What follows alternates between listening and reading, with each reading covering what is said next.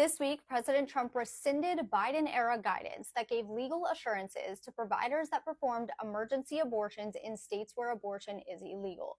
Let's talk about it. As always, this is unbiased, just the facts so that you are as informed as possible. EMTALA requires every hospital that receives federal funding, which is almost every hospital in the United States, to either perform stabilizing care if a patient presents with an emergency, or if they can't provide stabilizing care, transfer them to a facility that can. Because EMTALA is a pretty vague law, over the last few years, since abortion has been such a hot button issue, there's been some debate as to whether EMTALA allows for abortions in emergency situations. The most notable case was Moyle versus United States. It went before the Supreme Court, but the Supreme Court actually dismissed the case and didn't decide it on the merits. But to clear up any ambiguity, in 2021, President Biden issued guidance that said a doctor's duty to provide stabilizing care for pregnant patients preempts any directly conflicting state law. Then, in 2022, when Roe versus Wade was overturned, the Biden administration updated that guidance to specifically mention abortion